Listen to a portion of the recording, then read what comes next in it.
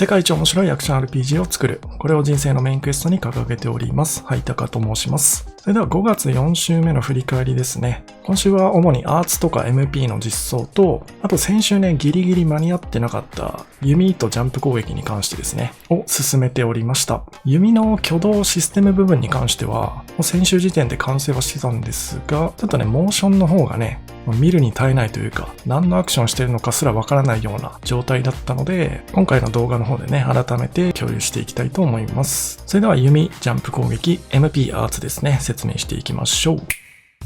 ではまず弓ですね。コントローラーだと L2 ボタン、キーマウだと右クリックをホールドすると弓をバットをします。この状態でも普通に走ったりステップしたりすることは可能ですね。ただしガードだけできなくなってしまいます。そしてこの弓バット状態で R1 ボタン、もしくは左ボタンをクリックすると弓を発射します。これが通常射撃ですね。画面に表示されている赤い放物線が弓の動きを表してますね。これはデバッグ機能で表示してあります。製品版では表示されない要素ですね。この通常射撃に関してはターゲットをロックオンした状態で使用することを想定しております。相手がよっぽど素早く動いていない限りはロックオンすることで必中させることができます。戦闘中に弓を使用する場合はこの通常射撃がメインになってきますね。エリートクラスの敵キャラとかが使ってくるような大技ですね。密着状態にいるととても危険な技なんかをバックステップでかわした後に、この通常射撃で反撃を取れるようにデザインしていこうと思っています。戦闘中の距離感の変化っていうのは非常に重要な要素だと個人的には考えてますので、遠距離からでも攻撃できる手段としてこの弓を用意したというわけですね。なのでダメージとかはね、そこまで高くするつもりはないですし、さっき言ったような大技の後とかね、そういった隙を見せている敵に対して撃たないと基本的にはね、弾かれてしまうという風なバトルにしていこうと考えています。ただ参拝にするつもりももちろんなくて、タイミングによってはね、弓が最適な行動であるという瞬間は必ず用意するつもりです。そして先ほどからね、弓を撃つたびに下の HUD のね、青色の丸が減っていってるのがわかるかと思うんですが、こちらが MP ゲージになってますね。もう見た目を完全に割り切ってね、機能部分だけを実装したとても簡素な UI でちょっと申し訳ないんですが、そうなんですよ。弓をね、MP を消費するアクションという位置づけにしました。エフェクトとかがまだ一切入ってないんで分かりづらいと思うんですが、この弓ですね、実物の矢を放つ武器ではなくて、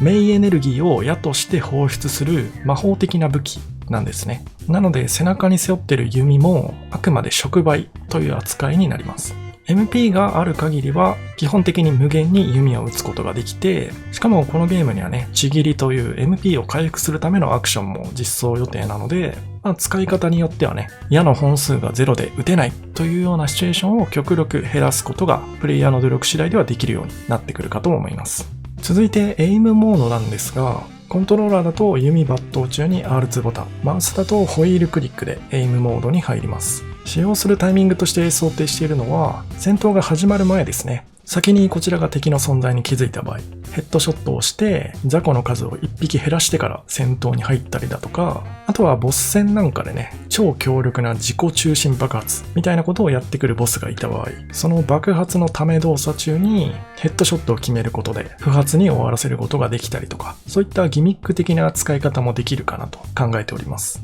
現状だとね、射撃した後にプレイヤーと敵キャラがね、カメラに被ってしまって動きが見えづらかったりとか、ちょっと問題がいろいろあるんですが、今作はね、要素が盛りだくさんなので、先に全ての要素を作ってしまうというのを開発の方針とさせてもらっているので、弓に関してはこんな感じで次の開発を進めていこうと思っております。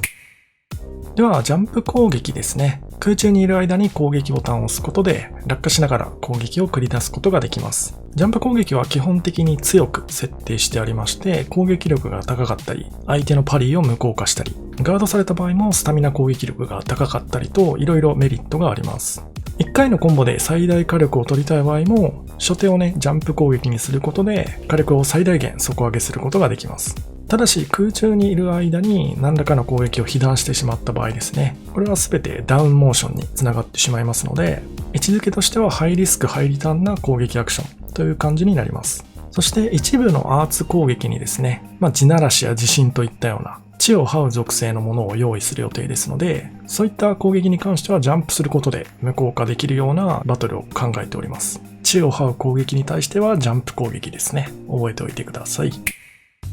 続いてはアーツですね。MP を消費することによって使用可能な攻撃的アクション、あるいは守備的なアクションという扱いです。コントローラーだと四角ボタンと三角ボタン、キーマウだと Q キーと E キーがそれぞれアーツに割り当てられています。使うタイミングによってはコンボを伸ばせたりとか、攻守を逆転させたりなど、戦闘に大きく影響を与えるようなアクションを取り揃えていきます。現状まだね、基礎アーツとされる2種類しか用意していないんですが、6月のスキルシステム導入に合わせてですね、数をどんどん増やしていこうと考えています。ゲームシステム的にもですね、最初は2種類のアーツしか使えない状態の主人公がどんどん成長していくことによって新たなアーツを獲得していくという風なものを考えております。そしてアーツや弓をね、たくさん使用すると MP が0になってしまうわけなんですが、この時 MP 切れという状態に入ります。スタミナ切れと似たような状態ですね。MP 切れの間はアーツを使うことができません。